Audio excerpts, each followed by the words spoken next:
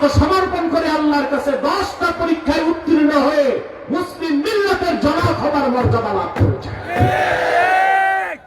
সুবহানাল্লাহ।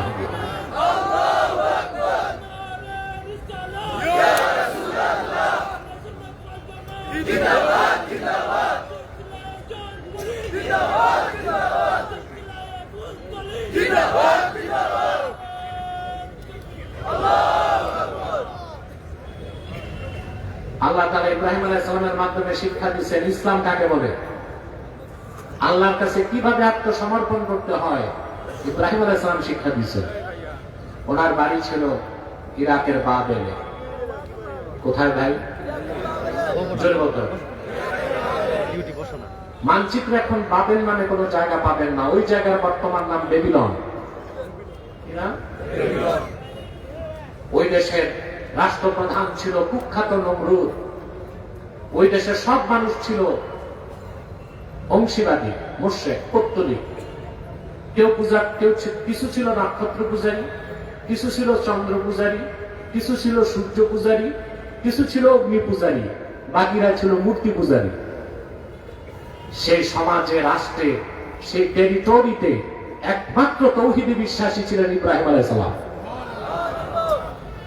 আল্লাহ রাব্বুল আলামিন বলেন, ফালাম্মা জান্না আলাইহিল লাইলু রাআ কাওকাবান ক্বালা হাযা রাব্বী ফালাম্মা আফালা ক্বালা লা উহিব্বুল আফিলিন। ইব্রাহিম আলাইহিস সালামকে যখন রাত আচ্ছন্ন করে ফেলল, আকাশ পানে তাকিয়ে তিনি নক্ষত্র দেখলেন। সমুজ্জ্বল নক্ষত্র দেখে বললেন, এটা আমার রব। নক্ষত্র যখন ডুবে গেল, ম্লান হয়ে গেল, তিনি বললেন, ম্লানশীল, ক্ষয়িঞ্চু, যা লয় পায় ক্ষয় হয়, এইরকম নাকেশ কোন সত্তাকে ইব্রাহিম রব মানতে পারে না। এখন একটা প্রশ্ন আসে না,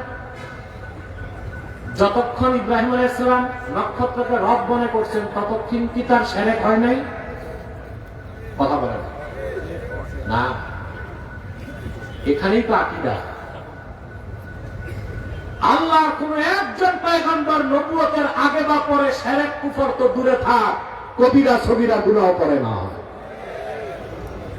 এই আকীদার নাম আকীদা ইসমতে আম্বিয়া, নবীগণ নিষ্পাপ। এই বিশ্বাস যার থাকবে না, সে মুসলিম না মুনাফিক? চিল্লায়ে বলেন, মুসলিম না মুনাফিক? আহলুস সুন্নাহ ওয়াল জামাতের আকীদাতুম মুস্তাহকামাতুন সাবিতাতুন বিনুসুসিল কুরআন ওয়াস সুন্নাহ। কোরআন, সুন্নাহ, ইজমায়ে উম্মত দিয়ে প্রমাণিত, আল্লাহর নবীগণ সব ছিলেন নিষ্পাপ। এই বিশ্বাস রাখতে হবে। আল আম্বিয়া মুনাজ্জাহুনা মিনাল কাবাইরি ওয়াস সাগায়ের। নবীগণ সমস্ত কবিরা সগীরা গুনাহ থেকে পবিত্র ছিলেন, বলেন সুবহানাল্লাহ। প্রশ্ন আসে, তিনি যে নক্ষত্রকে রব মানলেন, তখন কি শিরক হয় নাই? এই জন্যই তো কোরআনের তাফসীর না পড়ে ওয়াজ করা জায়েজ নাই। জায়েজ আছে? কোরআন শরীফের ব্যাখ্যা করতে হবে। আপনি যদি নির্ভরযোগ্য তাফসীর না জানেন, না পড়েন, আপনি তো অপব্যাখ্যা করবেন। বর্তমানে প্রচুর বাংলাদেশে বক্তা নামের প্রবক্তা বের হয়েছে, স্কলার নামের স্ক্রু ড্রাইভার। মধুর সাথে বিষ মিশায়া আমার দেশের মানুষের ঈমান নষ্ট করছে। বাইতুল মুকাররমে আমার প্রোগ্রাম ছিল রবিউল আউয়াল মাসে। সেখানে ঊর্ধ্বতন কর্মকর্তাদের বলেছিলাম, ফাউন্ডেশনের উচিত একটা মনিটরিং সেল করা। বক্তারা যেভাবে লাগামহীন বক্তব্য দিচ্ছে, মানুষের ঈমান নষ্ট হয়ে যায়। ফাউন্ডেশনের উচিত মনিটরিং সেলের মাধ্যমে তা দেখা, বক্তাকে সতর্ক করা, সংশোধন করা, প্রয়োজনে তাকে ট্রেনিং দেওয়া। দরকার আছে কিনা? এটা নাই বাংলাদেশে। যে যা খুশি তাই ওয়াজ করতেছে, ওয়াজ তো না, আওয়াজ। আপনাকে পর্যাপ্ত জ্ঞান রেখে আল্লাহর কোরআন থেকে কথা বলতে হবে।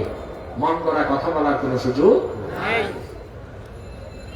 ইব্রাহিম আলাইহিস সালাম যে বলছেন হাযা রাব্বি, নক্ষত্রকে এটা আমার রব, ব্যাখ্যা কি? আল্লামা হাফেজ জালালউদ্দিন সুয়ুতী রাহমাতুল্লাহ লেখেন, হযরত ইব্রাহিম যখন আকাশের নক্ষত্রকে দেখে বলেছেন হাযা রাব্বি, তার সামনে নক্ষত্র পূজারীরা দাঁড়ায় ছিল। তিনি বলেছেন হাযা রাব্বি আলা জামিকুম, তোমাদের বিশ্বাস ধারণায় এটা আমার রব, আমার ধারণায় নয়। সুবহানাল্লাহ। নক্ষত্র যখন ডুবে গেল, তিনি তাদের চোখে আঙ্গুল দিয়া দেখায় দিলেন, নক্ষত্র পূজারীরা, এমন একটা জিনিসকে তোমরা রব মানো যার শক্তি কমে যায়, ক্ষয় হয়, এটা রব হতে পারে না।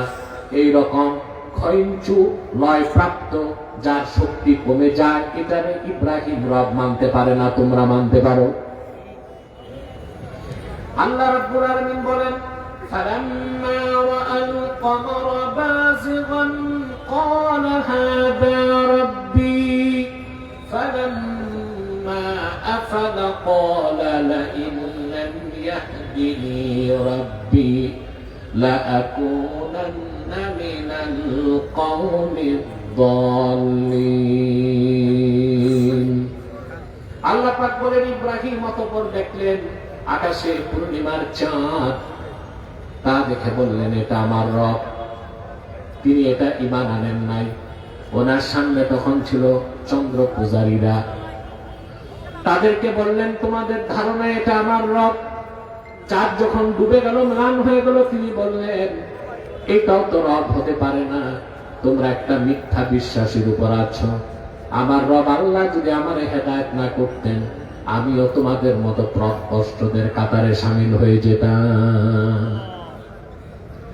আল্লাহ পাক বলেন তারপরে فَلَمَّا رَأَى الشَّمْسَ بَازِغَةً قَالَ هَذَا رَبِّي هَذَا أَكْبَرُ فَلَمَّا أَفَلَتْ قَالَ يَا قَوْمِ إِنِّي بَرِيءٌ مِّمَّا تُشْرِكُونَ।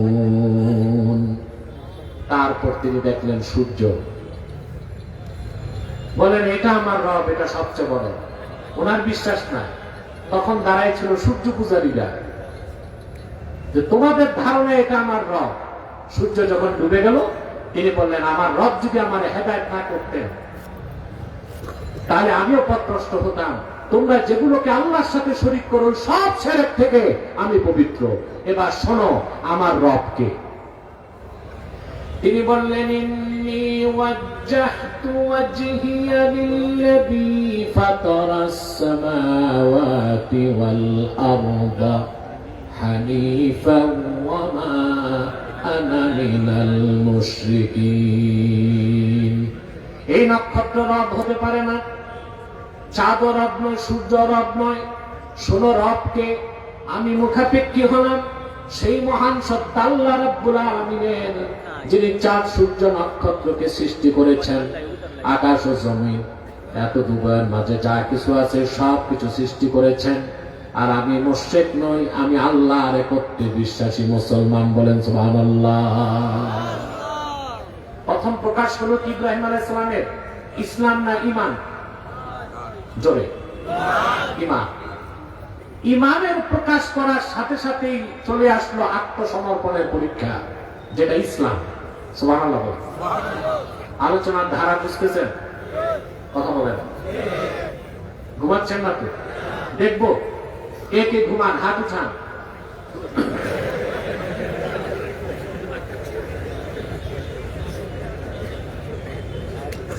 সেজন্য আমি বলি প্রবাদটা ঘুরাতে হবে, হুজুগে বাঙালি না, না বুঝে বাঙালি।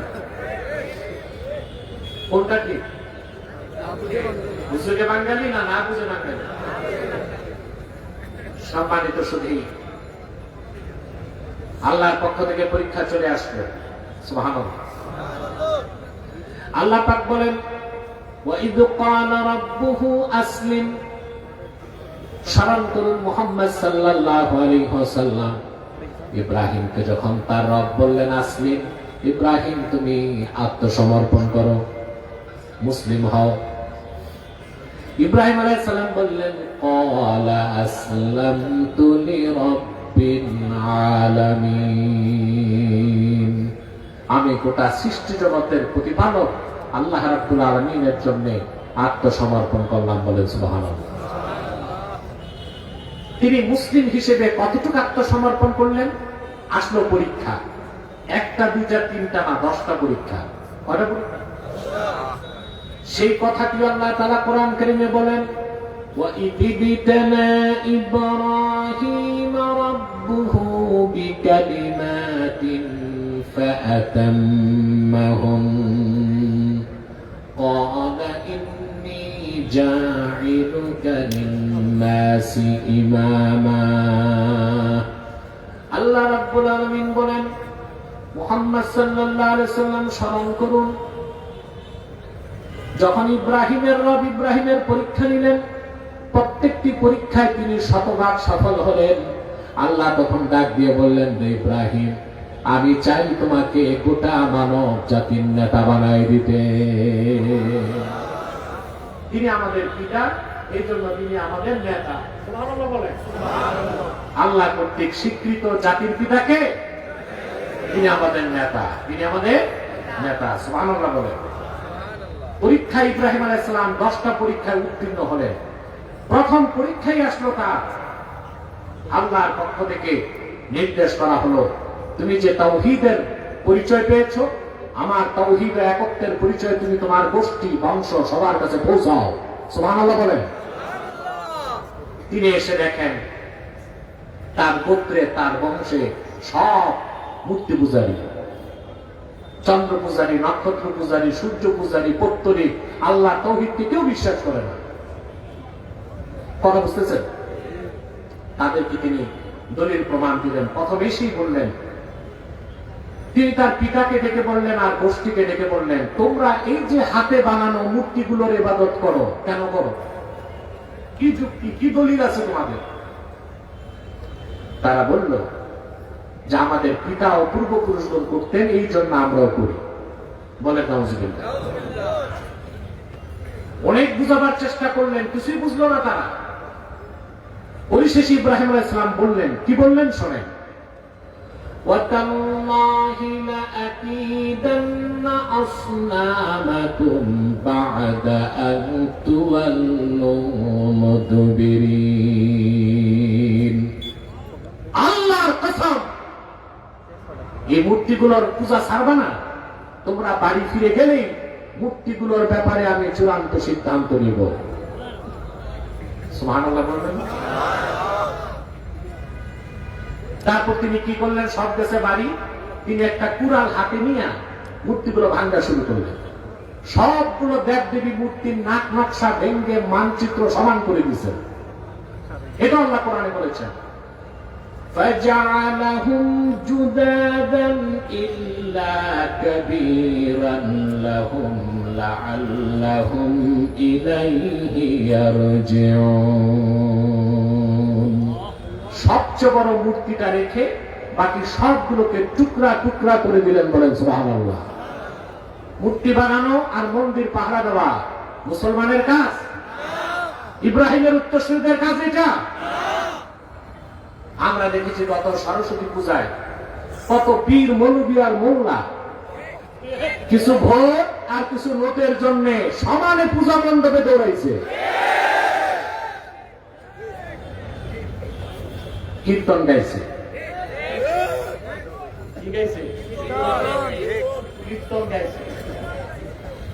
তারপরে লাড্ডু খাইছে। শুধু মূর্তিরে সাজদা করে নাই। আরেক পীর সাহেবের বক্তব্য শুনলাম, তিনি অহংকার করে বলছে, আমি তো মন্দির বানাতে 7.5 লাখ টাকা দিয়েছি। আল্লাহর হাবিবের উম্মত ইব্রাহিমের সন্তানরা মন্দির বানাবে না, মসজিদ বানাবে, মূর্তি পাহারা দিবে না, ইসলামী রাষ্ট্রের সীমানা পাহারা দিবে। মন্দির বানাতে মুসলমান টাকা দিতে পারে? এটা কুফরি হয়নি? জোরে বলেন। হানাফি, শাফি, মালিকি, হাম্বলি 4 মাযহাব একমত, ইআনাতুল কুফফারি কুফরুন, কাফেরদেরকে কুফরি কাজে সাহায্য করাও কুফরি। হিন্দু, বৌদ্ধ, খ্রিস্টান, অমুসলিমদের সাথে আমাদের মানবিক সম্পর্ক থাকবে, বন্ধুত্বের, ভ্রাতৃত্বের, সম্প্রীতির সম্পর্ক হতে পারে না। হিন্দুর বাড়িতে আগুন লাগছে, মুসলমানের দায়িত্বটা নিভায় দেওয়া। খ্রিস্টান খেতে পায় না, খাদ্য দেওয়া। হিন্দুর মেয়ে অসুস্থ, স্বামী অসুস্থ, আপনি চিকিৎসা সেবা দিবেন। এগুলো সব উত্তম কাজ, মহৎ কাজ। কিন্তু কোন মুসলিমের ধর্মীয় কাজে অর্থ করি দিয়ে সামান্যতম সাহায্য করা হারাম না কুফরি কাজ? আমরা যাদের বিরোধিতা করছি, বিরোধিতার জন্য নয়, সংশোধনের জন্য। মুসলমানের রাজনীতির মূল ভিত্তি হবে তাওহীদকে কেন্দ্র করে। তাওহীদকে বাদ দিয়া শিরক কুফরের সাথে আপোষ করে কখনো বাংলাদেশে দিন কায়েম করা সম্ভব হবে না।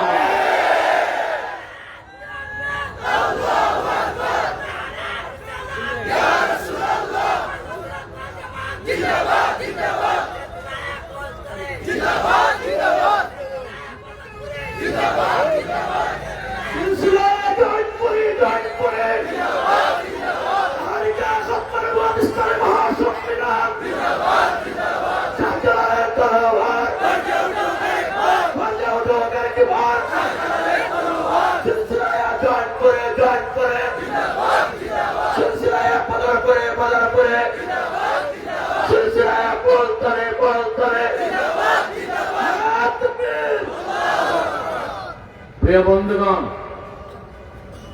ইব্রাহিম আলাইহিস সালাম সব টুকরা টুকরা করে মাটির সাথে মিশিয়ে দিয়েছেন, বড়টাকে রাখছেন। কে ভাঙছে জিজ্ঞেস করলে যেন ওর কাছে পাঠিয়ে পারে।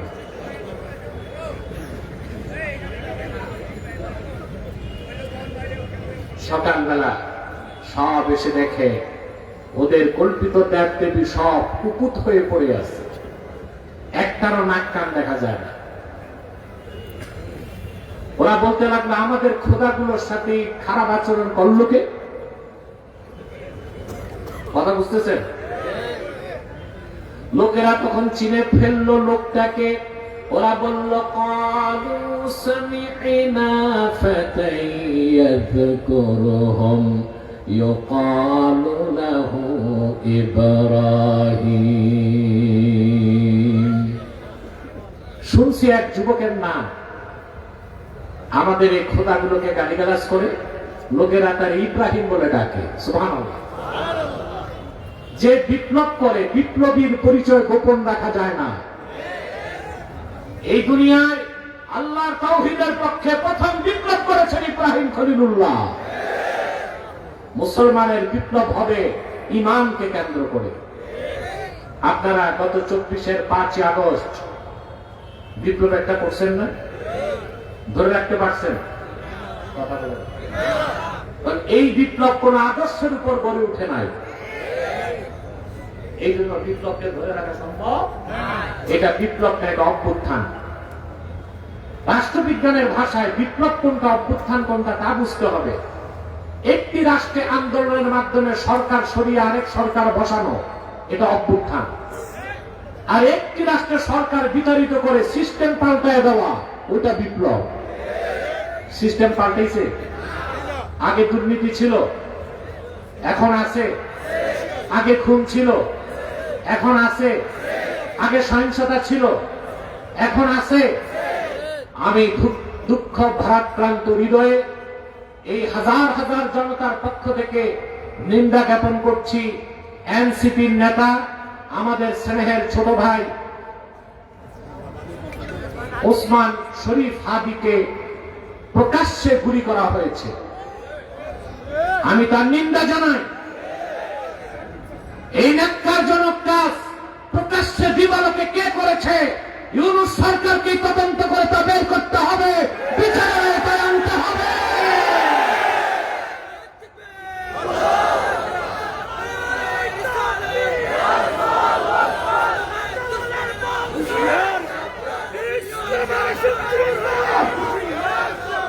মুসলমান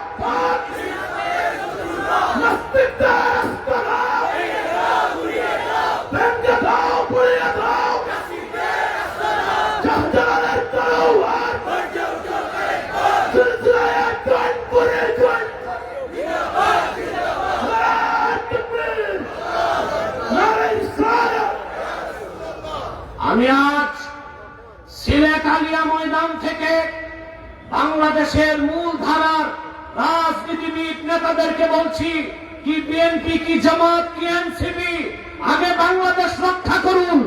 যারা বাংলাদেশে নির্বাচন বানচাল করতে চায়, ওই অসুখ চক্রই এনসিপি নেতা হাদিকে গুলি করেছে নির্বাচনকে বানচাল করার জন্য। ঐক্যবদ্ধ হয়ে ঘোষণা দেন, ভারতের চক্রান্ত বাংলাদেশে মেনে নেওয়া হবে না, হবে না, হবে না।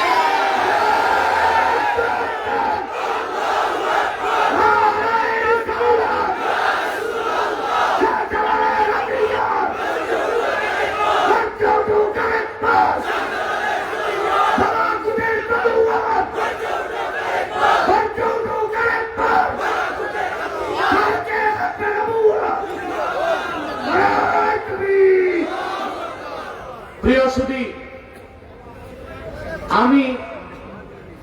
আমি রাজনীতি করি না, তবে রাজনীতি পড়ি। রাজনীতির দুইটা দিক, একটা হচ্ছে থিওরিক্যাল পলিটিক্স, আরেকটা হচ্ছে অ্যাপ্লাইড পলিটিক্স। আমি নির্বাচনে যাই না, মিছিল মিটিং হরতাল পিকেটিং করি না, কিন্তু রাষ্ট্রবিজ্ঞান পড়ি। মাঝে মধ্যে রাজনৈতিক বক্তব্য দিয়ে থাকি, যখন দেখি আমার দেশের রাজনীতিবিদরা দাবার গুটি ঠিক মতো চালতে পারে না, আমাকে বলতে হয়, আমাকে মুখ খুলতে হয়। আমি স্পষ্ট বলে দিচ্ছি, বেগম জিয়া বিদেশ যেতে পারে না ট্রিটমেন্টে, তারেক জিয়া মায়ের কাছে আসতে পারে না, আর হাবির মাথায় গুলি, সব একই অপশক্তির দ্বারা হচ্ছে।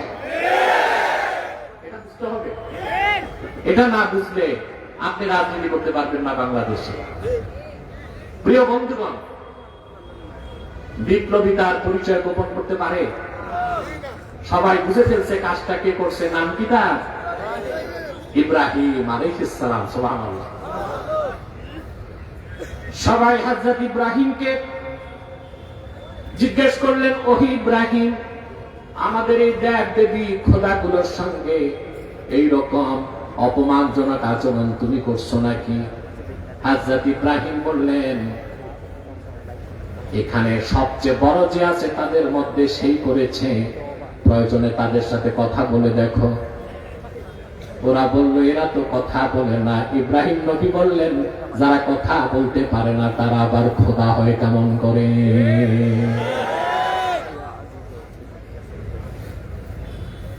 সংবাদ চলে গেল নমরুদের কাছে। নমরুদ তার ক্যাবিনেট ডাকলো। নমরুদেরও মন্ত্রী পরিষদ ছিল কিনা? সেখানে বসলো। যে এত বড় কাজ ইব্রাহিম করছে, তার শাস্তি কি হওয়া উচিত? নমরুদের ক্যাবিনেট বসে সিদ্ধান্ত নিল, হাররিকুহু ওয়ানসুরু আলিহাতাকুম ইন কুনতুম ফাইলিন। একটাই শাস্তি, ইব্রাহিমকে আগুনে জ্বালাও। নাউজুবিল্লাহ বলবেন না? যদি তোমরা তোমাদের খোদাগুলোরে সাহায্য করতে চাও, খোদাগুলোকে সাহায্য করো, দেবদেবীগুলোকে যদি তোমরা কিছু করতে চাও। খনন করা হলো বিশাল আগুনের কুণ্ডলী, দাও দাও করে আগুন জ্বলছে। আগুনে হযরত ইব্রাহিমকে নিক্ষেপের জন্য তৈরি করা হলো কাঠের মিনজানিক, কাঠের কামান। হাতলের মধ্যে ইব্রাহিম পয়গম্বরকে বসানো হলো। কাঠের কামান ফুটছে, রশি কাটলেই তিনি আগুনে যাবেন। ইব্রাহিম আলাইহিস সালাম কতটুকু আত্মসমর্পণ করছেন, আল্লাহ তা দেখাইতে চাইলেন ফেরেশতাদেরকে, জিবরিলকে পাঠিয়ে দিলেন। আগুনের লেলিহান শিখা দাউ দাউ করে জ্বলছে। জিবরিল আমিন এসে হযরত ইব্রাহিমকে বললেন, ইব্রাহিম খলিলুল্লাহ, একটু পরেই তুমি আগুনের মুখোমুখি হতে চলেছ। আমি আল্লাহর সবচেয়ে শক্তিশালী ফেরেশতা, আমার নাম জিবরিল। আলাকা হাজাতুন ইয়া ইব্রাহিম, সাহায্য লাগবে কিনা বলো। আল্লাহর পয়গম্বর খলিলুল্লাহ হযরত ইব্রাহিম বললেন, জিবরিল, তোমার কাছে আমার প্রশ্ন, যে আল্লাহর ভালোবাসায় আমি আগুনে চলতে যাচ্ছি, হাজাতুন ইলাইকা আও ইলাল্লাহ, সাহায্য সে আল্লাহর কাছে চাইবো না তোমার কাছে চাইবো? সুবহানাল্লাহ বলবেন না? শতভাগ তিনি উত্তীর্ণ হয়ে গেলেন। কাঠের কামান ঘুরছে, রশি কেটে দেওয়া হলো, ছিটকে ইব্রাহিম আলাইহিস সালাম চলে গেলেন আগুনে। আগুন তার শরীর স্পর্শ করার আগে তিনি পড়তে লাগলেন, হাসবিয়াল্লাহু ওয়া নি'মাল ওয়াকিল। আল্লাহ তাআলা আমার জন্য যথেষ্ট, আর তিনি হচ্ছেন সর্বোত্তম অভিভাবক। বলেন সুবহানাল্লাহ। এই দোয়াটা মনে থাকবে। সহিহ বুখারীর হাদিস, আল্লাহর হাবিব সাল্লাল্লাহু আলাইহি ওয়াসাল্লাম ইরশাদ করেছেন, হাসবিয়াল্লাহু ওয়া নি'মাল ওয়াকিল ক্বালাহা ইব্রাহিম হিনা উলকিয়া ফিন-নার। হযরত ইব্রাহিমকে যখন আগুনে নিক্ষেপ করা হয়েছে, আল্লাহর পয়গম্বর হযরত ইব্রাহিম সর্বপ্রথম এই দোয়াটা পড়েছেন, হাসবিয়াল্লাহু ওয়া নি'মাল ওয়াকিল। আপনিও যদি সকাল সন্ধ্যা এই দোয়াটা পড়েন, আল্লাহ তাআলা রহমতের ফেরেশতা আপনার পাহারায় নামায় দিবেন। হাদিস শরীফে ভিন্ন শব্দ দোয়াটা এসেছে। আল্লাহর হাবিব ইরশাদ করেছেন, ফাইন তাওয়াল্লাউ ফাকুল হাসবিয়াল্লাহু লা ইলাহা ইল্লাহু আলাইহি তাওয়াক্কালতু ওয়া হুয়া রাব্বুল আরশিল আযীম।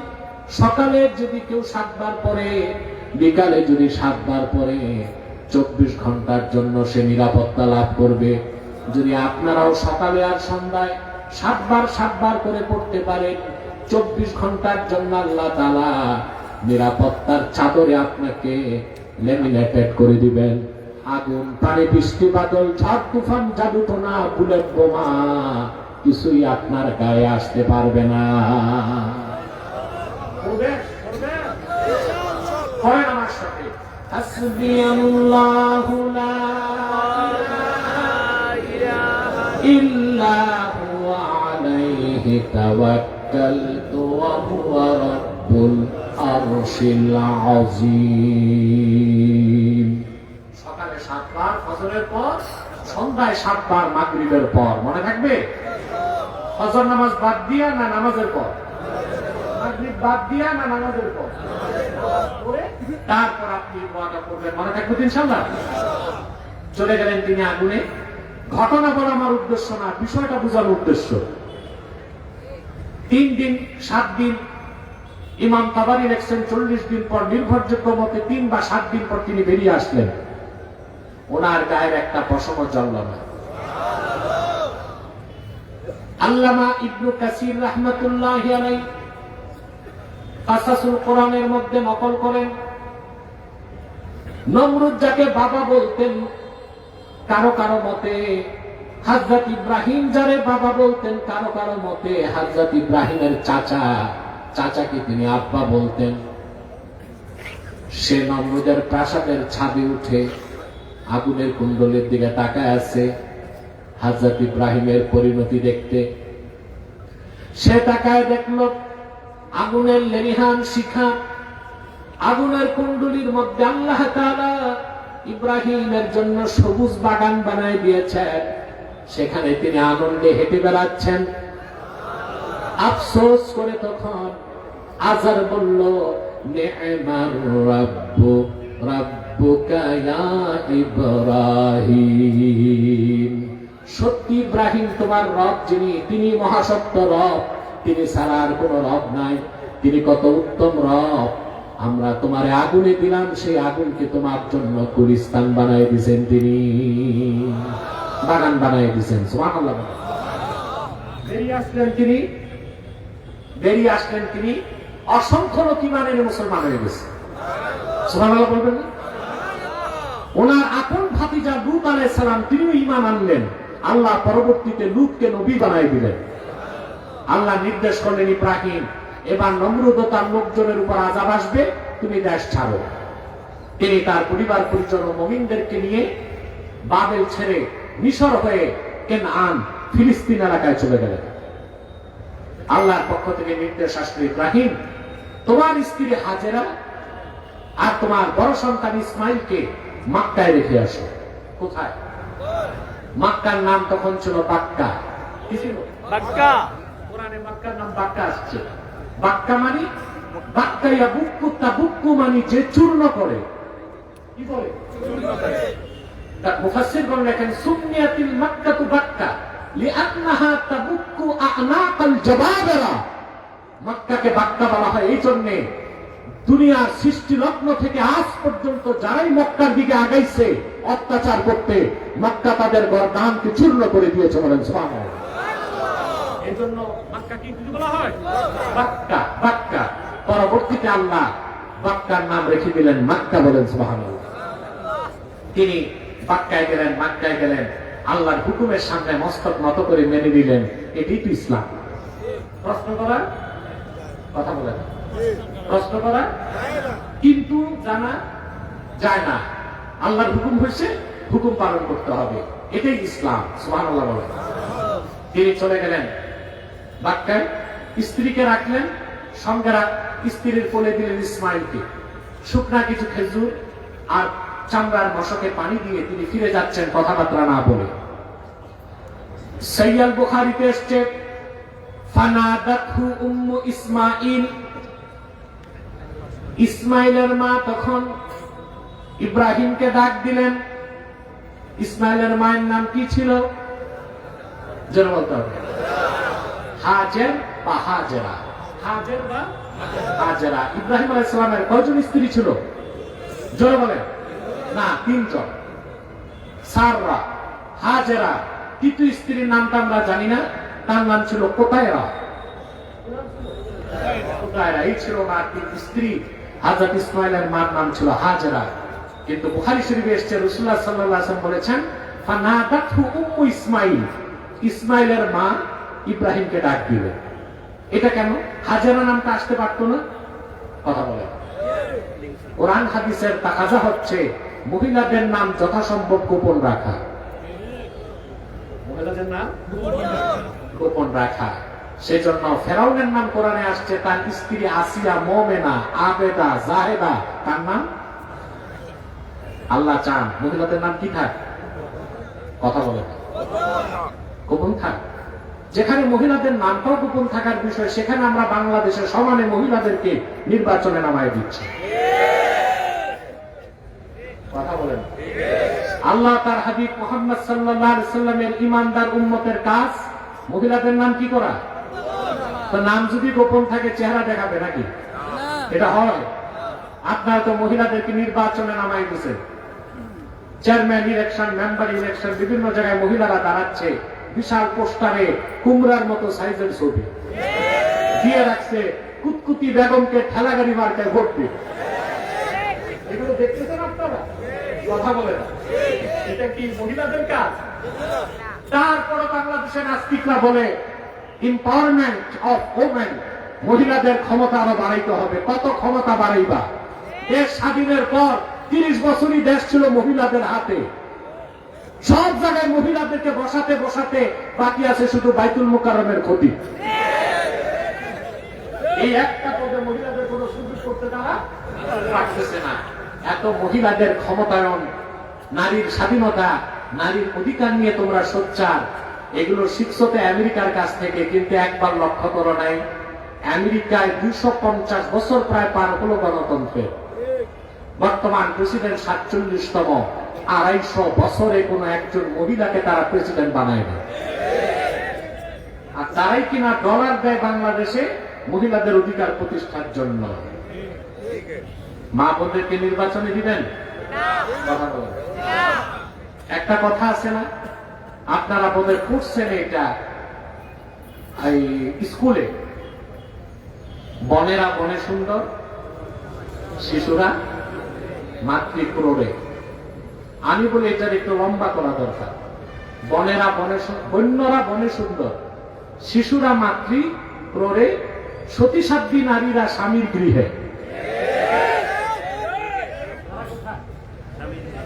এটা আমার মনে হয় এটা ভাব সম্প্রসারণ হওয়া দরকার। ওরা কি আর আমাদের কথা বইতে নিবে? ওরা বইতে ডুবে রাখছে রবি ঠাকুরের কথা, বেগম রোকেয়ার কথা। যত বাসা বাসা নাস্তিক কাফের রাম আর বামদের প্রবন্ধ উপন্যাস দিয়ে বাংলা সাহিত্যকে সাজায় রাখা হয়েছে। আগামীতে যারাই ক্ষমতায় যাবে শিক্ষা ব্যবস্থাকে পুনর্গঠন করতে হবে। অসংখ্য মুসলিম সাহিত্যিক, ঔপন্যাসিক, প্রবন্ধকার তারা গল্প কবিতা লিখে গেছে, ওই সব রাখতে হবে। এত বেশি হিন্দু প্রীতি, প্রাইমারি থেকে বিশ্ববিদ্যালয় পর্যন্ত বাংলা সাহিত্যে শুধু হিন্দুদের কবিতার গল্প দিয়ে ভরা, নাস্তিক রাম আর বামদের উপন্যাস আর গল্প দিয়ে ভরা। আমাদের শিক্ষা খাতকে সাজাতে হবে। মুসলিম কবি সাহিত্যিকদের প্রবন্ধ, উপন্যাস, গল্পকে প্রাধান্য দিতে হবে। আর প্রাইমারি থেকে বিশ্ববিদ্যালয় পর্যন্ত সকল স্তরে কোরআন সুন্নাহ শিক্ষাকে বাধ্যতামূলক করতে হবে বাংলাদেশে। এটা চান? এটা ছাড়া সংস্কার হবে না। আপনাকে আগে ভালো মুসলিম বানাইতে হবে, তারপর ভালো কর্মকর্তা। যদি ভালো মুসলিম না বানান, ভালো কর্মকর্তা বানান, ও তো সমানে ঘুষ খাবে। কিভাবে ঘুষ খাবে? সমানে ঘুষ খাবে। শুনছিলাম কি একটা প্রকল্প গত কয়েক বছর আগে হয়েছে বাংলাদেশে, ৩,৮০১ কোটি টাকা। এর মধ্যে পরীক্ষা নিরীক্ষার বিদেশ ভ্রমণে গেছে ৮০০ কোটি টাকা। কি পরিমাণ চুরি দুর্নীতি দেশে হয়েছে, এখনো হচ্ছে, ভবিষ্যৎ কি আল্লাহ তাআলাই ভালো জানেন। প্রিয় বন্ধুগণ, যে কথা বলছিলাম, হযরত ইসমাইলের মা ডাক দিলেন ইব্রাহিমকে ৩ বার, ইব্রাহিম, এটা কি তোমার সিদ্ধান্ত না আল্লাহর ফয়সালা? হযরত ইব্রাহিম ৪র্থ বার জবাব দিলেন, হাজেরা, তুমি জানো আল্লাহর খলিল ইব্রাহিম আল্লাহর হুকুমের বাইরে একটা কদমও ফেলতে পারে না। হযরত হাজেরা বললেন, তাহলে আমি সন্তুষ্ট চিত্তে আল্লাহর সিদ্ধান্তকে মেনে নিলাম। সুবহানাল্লাহ বলে চলে গেলেন তিনি। পানির তৃষ্ণায় হযরত হাজেরা সাফাতে দৌড় দিলেন। সাফা থেকে আবার মারওয়ায় পানির সন্ধানে ৭ বার তিনি দৌড়ালেন। আল্লাহ তার অনুগত বান্দি হাজেরার এই দৌড়টাকে এত বেশি পছন্দ করলেন, কিয়ামত পর্যন্ত যত হাজি কাবার জিয়ারতে যাবে, সাফা মারওয়ার দৌড়টাকে আল্লাহ ওয়াজিব বানায় দিলেন। এটা একটা জিকির। এটা কি? সাফা মারওয়ায় আমরা দৌড়াই, শুধু দৌড় না, এটা একটা জিকির। এটা কি? আমি দেখছি বুড়া বুড়া মানুষ, ৭০ বছর, ৮০ বছর, ১০০ বছরের বুড়া দৌড়াচ্ছে সাফা থেকে মারওয়া, মারওয়া থেকে সাফা, ৭ চক্কর প্রায় ৩.৫ মাইল হয়। কত? বুড়া মানুষ দেশে হাঁটতে পারে না, হাতে লাঠি, আরেক হাতে হুইল চেয়ার, আরেক হাতে আরেকজনের কাঁধ ধরছে, কিন্তু সাফা মারওয়ায় ঠিকই দৌড়াচ্ছে। সুবহানাল্লাহ। মানুষ আল্লাহর ধ্যানে তন্ময় হয়ে যায়। সুবহানাল্লাহ। হযরত ইসমাঈল যখন বড় হলেন, ফালাম্মা বালাগা মাআহু সা'য়া, দৌড়াদৌড়ির বয়সে যখন পৌঁছলেন, ইব্রাহিম আলাইহিস সালাম ফিরে আসলেন। দৌড়াদৌড়ির বয়স মুফাসসিরদের মতে কারো মতে ৭ বছর, কারো মতে ১৩ বছর। হযরত ইব্রাহিম তার বড় সন্তান কলিজার টুকরা ইসমাঈলকে পেয়ে বুকে লাগালেন। সন্তানের ভালোবাসা পিতার কলিজায় যখন ভালোবাসার ঢেউ সৃষ্টি করে দিয়েছে, আল্লাহর পক্ষ থেকে ৩ দিন স্বপ্নে তিনি বার্তা পেলেন। আল্লাহ বললেন, ইব্রাহিম, সবচেয়ে প্রিয় জনকে কোরবানি করো, সবচেয়ে প্রিয় জিনিস কোরবানি করো। হযরত ইব্রাহিম বুঝতে পারলেন তার সবচেয়ে প্রিয় তার সন্তান ইসমাঈল। আপন সন্তানকে ডেকে বললেন, ইয়া বুনাইয়া ইন্নী আরা ফিল মানামি আন্নী আযবাহু, প্রিয় বৎস, আমি স্বপ্নে দেখি আমি তোমাকে জবাই করছি, তুমি চিন্তা করে দেখো আমি কি দেখলাম। হযরত ইব্রাহিম ছিলেন পয়গম্বর, তার ছেলে ইসমাঈলও পয়গম্বর। ইসমাঈল বুঝতে পেরেছিলেন তার পিতার দেখা স্বপ্ন নিছক স্বপ্ন নয়, এটা ওয়াহী। তিনি বললেন, বাবা, ইয়া আবাতি ইফআল মা তুমার, পিতা যা হুকুম পাইছো তা তুমি করো, আমার কোনো বাধা নাই। সুবহানাল্লাহ বলবেন। নিয়ে গেলেন তিনি ইসমাঈলকে মিনাতে। সুবহানাল্লাহ। হাত পা বেঁধে ছুরি যখন ধরছেন, আল্লাহ চূড়ান্ত কথাটা কোরআনে বললেন, ফালাম্মা আসলামা ওয়া তাল্লাহু লিল জাবিন, পিতা পুত্র দুজনই যখন আমার হুকুমের সামনে চূড়ান্ত আত্মসমর্পণ করে ফেলল। সুবহানাল্লাহ। পিতা যখন সন্তানকে চিৎ করে শোয়াই দিল জবাই করার জন্য, আমি ডাক দিয়ে বললাম, فناديناه أن يا إبراهيم قد صدقت الرؤيا إنا كذلك نجزي المحسنين ইব্রাহিম জবাই করতে হবে না, তুমি আত্মসমর্পণকারী কিনা এটা আমি দেখতে চাইছি। তুমি আত্মসমর্পণকারী, তোমার সন্তানও আত্মসমর্পণকারী, উভয়ই তোমরা টপ ক্লাসের মুসলিম। তুমি এই স্বপ্নকে সত্য বানাই দিয়েছ। আমি দুম্বা পাঠাই দিলাম, জবাই করো। এভাবেই আমি মহসিনদেরকে পুরস্কার দিয়ে থাকি, বলেন সুবহানাল্লাহ। পিতা পুত্র দুজনেই যখন আল্লাহর কাছে আত্মসমর্পণের চূড়ান্ত পরীক্ষায় উত্তীর্ণ হলেন, পুরস্কার হিসেবে আল্লাহ ডাক দিয়ে বললেন, ইব্রাহিম এবার তোমাকে দায়িত্ব দিলাম, আমার ঘর কাবা শরীফ তুমি নির্মাণ শুরু করে দাও।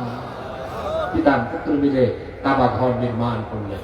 তাহলে আল্লাহ যে বলেছেন, এই ইমানদারগণ তোমরা আল্লাহকে ভয় করো আর পরিপূর্ণ মুসলিম না হয়ে মৃত্যুবরণ করো না। মুসলিম কিভাবে হব শিক্ষাটা পেয়েছি আমরা। এবার আমি এক বাক্যে বলে দিচ্ছি, আল্লাহর আখিরি নবী নূর নবীজি মুহাম্মদ মুস্তাফা সাল্লাল্লাহু আলাইহি ওয়াসাল্লামের রিসালাতকে বিশ্বাস করে, ওনার আনিত দ্বীন ইসলামকে গ্রহণ করে আপনি যখন ওনার রেখে যাওয়া শরীয়তের তাবেদারি করবেন, সেটাই তাকওয়া। সেটাই কি?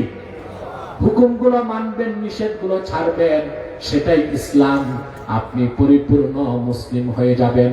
সেজন্য আয়াতের শুরু আল্লাহ করেছেন ঈমান দিয়ে, আয়াতের শেষ করছেন ইসলাম দিয়ে, মাঝখানে হলো তাকওয়া। আল্লাহ বলেছেন, ইয়া আইয়ুহাল্লাযীনা আমানুত্তাকুল্লাহা হাক্কা তুকাতিহি ওয়া লা তামুতুন্না ইল্লা ওয়া আনতুম মুসলিমুন।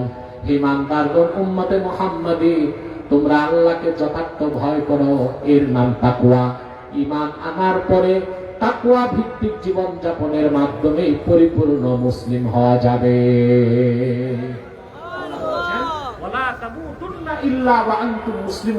পরিপূর্ণ মুসলিম না হয়ে মৃত্যুকে আলিঙ্গন করো না। তাহলে আমরা আজকে কি শিক্ষা পেলাম? এক কথায় সাবস্টেন্স বলে দিচ্ছি আমি। প্রথম হচ্ছে ঈমান। আগে কি? ঈমান। ঈমান পরিপূর্ণ না হলে মুসলিম হবার কোনো সুযোগ নাই। আল্লাহর কোরআন, রাসূলুল্লাহর সুন্নাহকে অক্ষরে অক্ষরে বিশ্বাস করার নাম ঈমান, ঠিক কি না? এই ঈমান আনলে বুঝা গেল আপনি দ্বীনকে গ্রহণ করেছেন। দ্বীনকে গ্রহণ করার পরে রাসূলুল্লাহ সাল্লাল্লাহু আলাইহি ওয়াসাল্লাম যে শরীয়ত রেখে গিয়েছেন, জীবনের সকল ক্ষেত্রে সেই শরীয়তের তাবেদারি করতে হবে, ঠিক কিনা বলেন? হুকুমগুলো মানতে হবে, নিষেধগুলো ছাড়তে হবে। আদেশগুলো মানতে হবে, নিষেধগুলো ছাড়তে হবে। আদেশগুলো মানতে হবে, নিষেধগুলো ছাড়তে হবে। এর নাম তাকওয়া।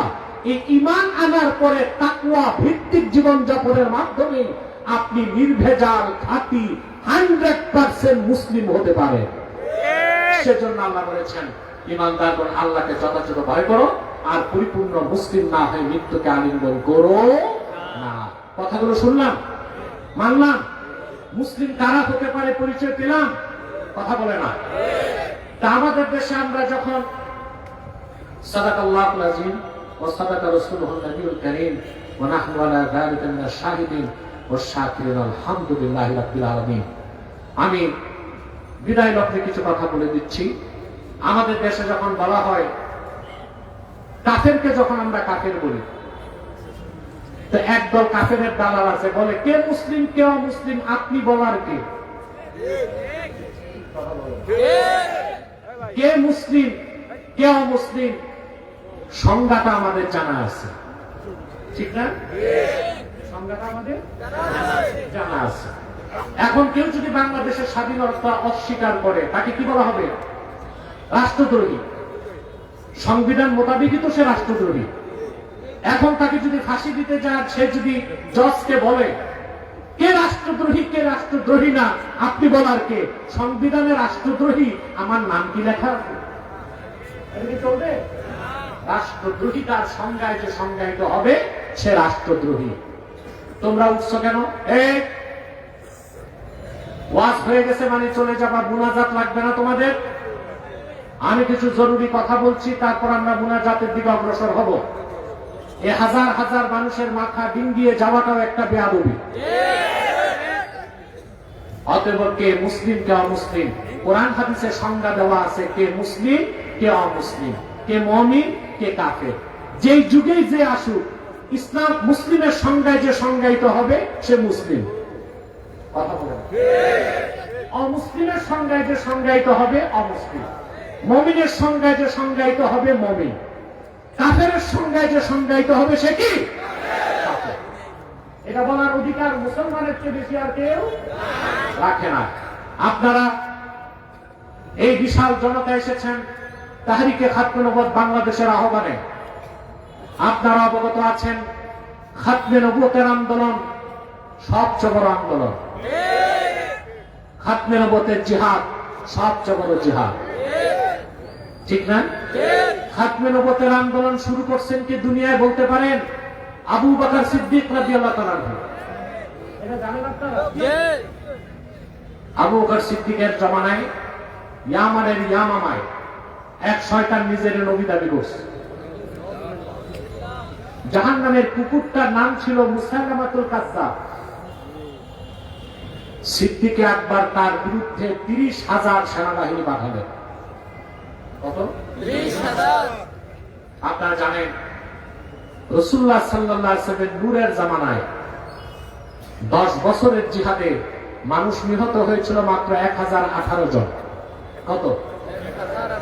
ইসলামের পক্ষে এবং বিপক্ষে। আর শুধু একদিন, যেই দিন সিদ্দিক আকবরের নির্দেশে সাহাবায়ে কেরাম মিথ্যা নবুয়তের দাবিদারকে হত্যা করতে গেল, সেই একদিন হাজার হাজার মুসলমান শাহাদাত বরণ করেছে। শুধু সাহাবীর শাহাদাতের সংখ্যা ছিল 1000-এর উপরে। হাজার হাজার মুসলমানের রক্তের বিনিময়ে শাহাদাতের পরে মিথ্যা নবুয়তের দাবিদার মুসাইলামা জাহান্নামে গেছে। তাহলে কি এই কথা বলা যায় খাতমে নবুয়তের আন্দোলন সবচেয়ে বড় আন্দোলন? খাতমে নবুয়তের জিহাদ সবচেয়ে বড় জিহাদ। আল্লাহ এক, আল্লাহর একত্বে কারো শরীক নাই। এর নাম তাওহীদ। এর নাম কি? তাওহীদ। মুহাম্মদ সাল্লাল্লাহু আলাইহি সাল্লাম আল্লাহর সর্বশেষ নবী ও রাসূল। ওনার পরে আজ পর্যন্ত কোন প্রকার নবী কিংবা রাসূল আসে নাই, কিয়ামত তক আসবে না। এই বিশ্বাসটার নাম আকীদা খাতমে নবুয়ত। এই বিশ্বাস যার থাকবে না সে মুসলমান না কাফের? সর্বশক্তি দিয়ে বলো সে মুসলমান না কাফের? তারে যারা কাফের বলবে না তারাও কি? যুগে যুগে যখনই মিথ্যা নবুয়তের দাবিদারদের প্রাদুর্ভাব ঘটেছে, উম্মতের মুসলমান তরবারি দিয়ে ফায়সালা করছে। ঠিক। আমার আল্লাহ ও নূর নবীজি আমার মুহাম্মদ মুস্তাফা সাল্লাল্লাহু আলাইহি সাল্লামের ইসলাম ও কোরআনের হাজার হাজার হাজার বছর পরে বর্তমান ভারতের কুখ্যাত পাঞ্জাবের, কুখ্যাত গুরুদাসপুরের, কুখ্যাত কাদিয়ানে ইংরেজ আমলে এক শয়তান নিজের নবী দাবি করছে। চিল্লায় বলেন নাউজুবিল্লাহ। ওই শয়তান তার নাম রেখেছিল তার বাপ মির্জা গোলাম আহমদ কাদিয়ানি। সাবধান, তাকে গোলাম আহমদ বলা যাবে না, কারণ গোলাম আহমদ অর্থ আহমদ এর গোলাম। কোন কাফের কোনদিনও গোলাম আহমদ এর গোলাম হতে পারে না। আর কাদিয়ানের কাজ্জাব ছিল শেষ দরজার কুখ্যাত কাফের, ইংরেজদের 5 গোলাম। সে গোলাম আহমদ এর গোলাম ছিল না, সে ছিল কুখ্যাত শয়তানের কুখ্যাত গোলাম। কাদিয়ানের কাজ্জাব, মিথ্যা নবুয়তের দাবিদার, ইংরেজদের 5 গোলাম মির্জা গোলাম শয়তান কাদিয়ানির উপর গজব এসেছে 1908 সালে। যখন গজব এসেছে, কাদিয়ানের কাজ্জাব, মিথ্যা নবুয়তের দাবিদার, ইংরেজদের 5 গোলাম মির্জা গোলাম শয়তান কাদিয়ানি 1908 সালে ধ্বংস হয়ে কুখ্যাত জাহান্নামের কুখ্যাত কুকুরে পরিণত হয়েছে। তার অনুসারীরা ধ্বংস হয়েছে। বর্তমানে কিছু কাদিয়ানি বাংলাদেশে আছে। তারা নিজেদের নাম পরিবর্তন করে করে মিথ্যা পরিচয় দেয়। কখনো নিজেদের পরিচয় দেয় আহমদী জামাত, কখনো বলে আহমদিয়া জামাত, কখনো বলে আহমদী সম্প্রদায়, কখনো বলে আহমদিয়া সম্প্রদায়, কখনো বলে আহমদী মুসলিম জামাত, কখনো বলে আহমদিয়া মুসলিম জামাত। সাবধান, যত কাদিয়ানি ছিল আছে থাকবে, তারা কেউ আহমদি জামাত নয়, আহমদিয়া জামাত নয়, আহমদি সম্প্রদায় নয়, আহমদিয়া সম্প্রদায় নয়, আহমদি মুসলিম জামাত নয়, আহমদিয়া মুসলিম জামাত নয়, তারা শয়তানি জামাত। কুখ্যাত জাহান্নামের কুখ্যাত কুকুরের দল। মানুষকে ধোঁকা দিতে তারা মুসলমানদের মতো দাড়ি রাখে, টুপি লাগায়, নাম রাখে, আর নিজেদের উপাসনালয়কে মসজিদ বলে। বলেন নাউজুবিল্লাহ। দাড়ি রাখলে মুসলমান হওয়া যায়? দাড়ি রাখলে মুসলমান হতে পারলে রবি ঠাকুরকে তো বড় মুসলমান বলতে হবে। সে কি মুসলিম ছিল না অমুসলিম? টুপি লাগালে মুসলমান হওয়া যায়? দিল্লি পার্লামেন্টে হিন্দু এমপিরাও টুপি লাগায়, তারা কি মুসলিম হয়ে যায়? নাম রাখলে মুসলমান হওয়া যায়? এক শয়তান বোতলে পেশাব করে উপরে নাম লেখছে শরবত, এটা কি শরবত হবে? তদ্রুপ কাদিয়ানীরা কাফের। আব্দুল আউয়াল, আব্দুল সামাদ, মোবাশ্বের আলী, কবির চৌধুরী, শাহরিয়ার কবির, নিঝুম মজুমদার, এসব নাম রাখার দ্বারা তারা মুসলমান হতে পারে না। বাংলাদেশে তারা 100 আস্তানা করে ফেলেছে। কত? তারা তাদের উপাসনালয়কে মসজিদ বলে, তাকে মেনে নেওয়া যায়? বাংলাদেশে হিন্দু, বৌদ্ধ, খ্রিস্টান আছে না? আমরা তাদের বিরুদ্ধে মিছিল করি, কথা বলেন, আন্দোলন করি, কারণ তারা কি পরিচয় আছে? অমুসলিম। হিন্দু, বৌদ্ধ, খ্রিস্টান তাদের উপাসনালয়কে মসজিদ বলে, কি বলে? মন্দির, প্যাগোডা, গির্জা। এই জন্য তাদের ব্যাপারে আমাদের কোনো বক্তব্য নাই। কিন্তু কুখ্যাত কাদিয়ানী সম্প্রদায় ইহুদিদের চেয়ে নিকৃষ্ট কাফের, কিন্তু তারা তাদেরকে মুসলিম পরিচয় দেয়। এটা কোনোদিন মেনে নেওয়া যাবে না। তাদের উপাসনালয়কে মসজিদ বলে, তাদের উপাসনালয় মসজিদ নয়, সেটাও একটা হিন্দু, বৌদ্ধ, খ্রিস্টানদের উপাসনালয়ের মতো শয়তানি আস্তানা। মসজিদ বলা যাবে না, বলতে দেওয়া হবে না। আমাদের এই দাবিগুলো শোনার দায়িত্ব কার? সরকারের। কার? সরকার দায়িত্ব নিয়েছে শুধু সংখ্যালঘুদের অধিকার রক্ষা করা, আর 14 কোটি মুসলমানের রক্ত পানি করা ঘামের পয়সায়, ট্যাক্সের টাকায় প্রধান উপদেষ্টার গাড়ির পেট্রোল চলে, প্রধানমন্ত্রীর গাড়ি চলে, প্রেসিডেন্টের গাড়ি চলে। আর মুসলমান যখন তাদের অধিকার রক্ষায় মাঠে নামে, আমার রক্ত পানি করা টাকায় কেনা বুলেট আমার বুকে নিক্ষেপ করা হয়, এর চেয়ে বড় ব্যর্থতা কি হতে পারে? অতএব মুসলমান ঐক্যবদ্ধ হন। আমাদের সকল দলের একটাই দাবি, অনতিবিলম্বে স্বাধীন বাংলায় শয়তান কাদিয়ানীদেরকে রাষ্ট্রীয়ভাবে অমুসলিম ঘোষণা করতেই হবে, করতেই হবে, করতেই হবে। এই দাবি আদায়ে তাহরিকে খাতমে নবুয়ত বাংলাদেশ যদি জান ও মাল দেবার ডাক দেয়, তারা কারা প্রস্তুত আছেন? হাত তুলে দেবেন।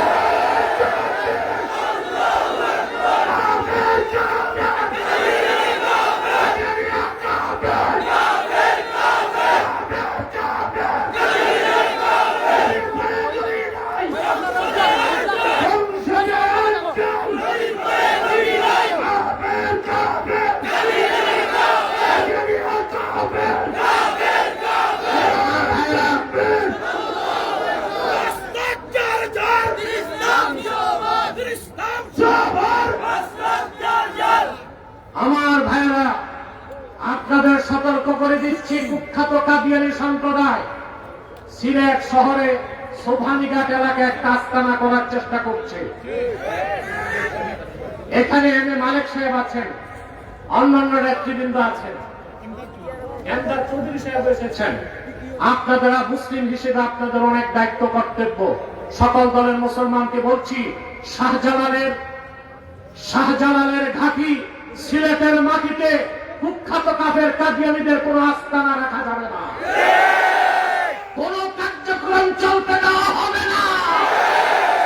যদি এই কথা মানা না হয়, শাহজালালের উত্তরসূরিরা আবার মাঠে নামতে বাধ্য হবে।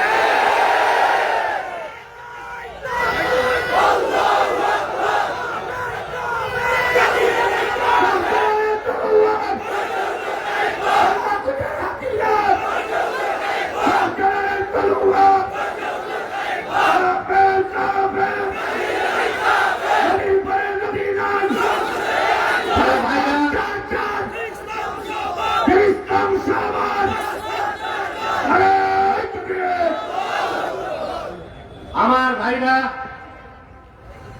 কুখ্যাত কাফেরদের অর্থনৈতিক সহযোগিতা করবেন না? করবেন? করেন আপনারা? জি করেন।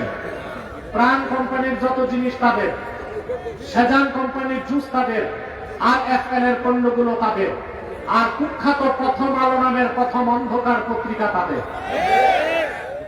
ডেইলি স্টার, ভীষণ, এগুলো তাদের। নৈতিক দায়িত্ব হিসেবে এগুলো ধরবেন না, কিনবেন না, বেচবেন না। রাজি আছেন? বিশেষ করে প্রথম আলো, তারা আমাদের শত্রু, ইসলামের শত্রু, বাংলাদেশের শত্রু। 1/11 সময় বাংলাদেশের রাজনৈতিক পরিস্থিতি সিআইএ এবং ভারতের রয়ের মদদে করা হয়েছিল। তখন সিআইএ আর রয়ের মুখপত্র হিসেবে কাজ করেছে প্রথম আলো নামের নিকৃষ্ট এই পত্রিকা। অথচ 16 মাস হয়ে যাচ্ছে, এখন পর্যন্ত প্রথম আলোকে বন্ধ করা হয় নাই। এই পত্রিকা বাংলাদেশে নিষিদ্ধ করতে হবে। এই পত্রিকা মুসলমানের শত্রু, ইসলামের শত্রু, বাংলাদেশের শত্রু, সিআইএর পয়সায় পরিচালিত। এই পত্রিকা বাংলাদেশে রাখা যাবে না। সামাজিকভাবে বয়কট করুন। ধরবেন না, পড়বেন না, কাউকে পড়তে দিবেন না। প্রিয় বন্ধুগণ, আরেকটি অমুসলিম সম্প্রদায়ের ব্যাপারে সাবধান থাকবেন। হিজবুত তাওহীদ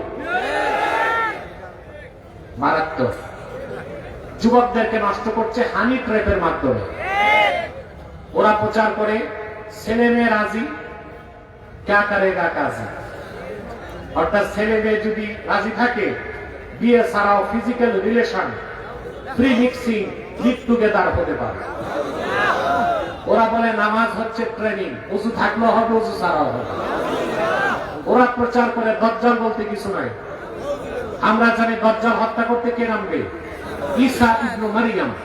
নবী পরিচয় না, উম্মত পরিচয়। তো ঈসা রুহুল্লাহ যে নামবে, অস্বীকার করা কুফর না?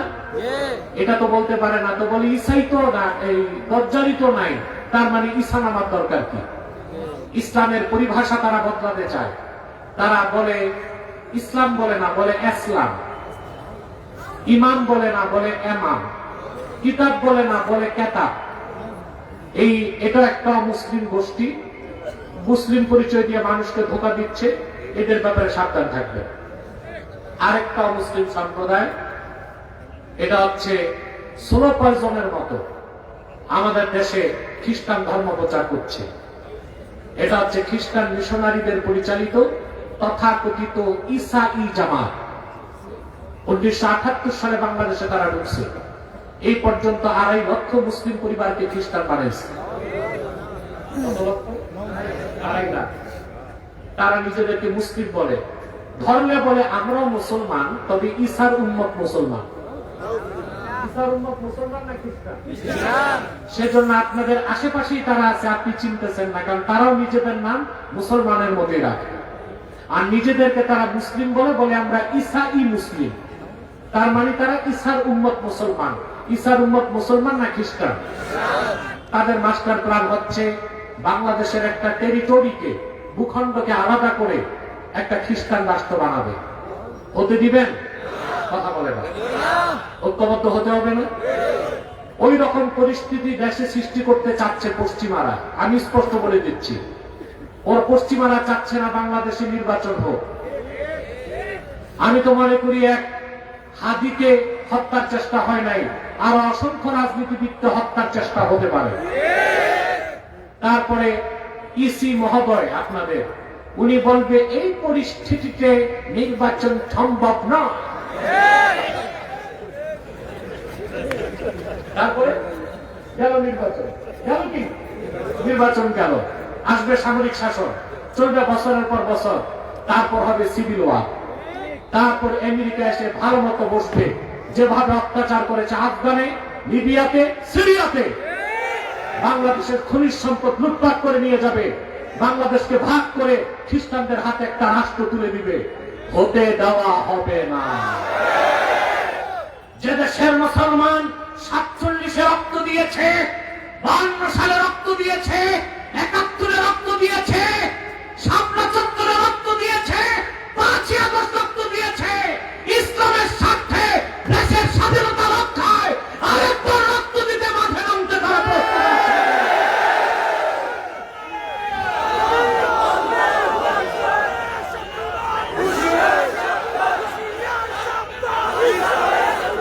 মুসলমান এখন পরিপূর্ণ মুসলিম হন আর দলবদ্ধভাবে কাজ করুন, বিজয় আমাদেরই কাছে আসবে। আল্লাহ আমাদের কবুল করুন, মঞ্জুর করুন। আমি মুনাজাতের আগে আজকের প্রধান মেহমান বিএনপি চেয়ারপারসনের উপদেষ্টা, যুক্তরাজ্য লন্ডন শাখার সভাপতি জনাব এম এ মালেক সাহেব উপস্থিত হয়েছেন। তিনি আপনাদের বিরক্ত করবেন না, শুধু দোয়া নিবেন আর তার নেত্রীর জন্য দোয়া চাইবেন।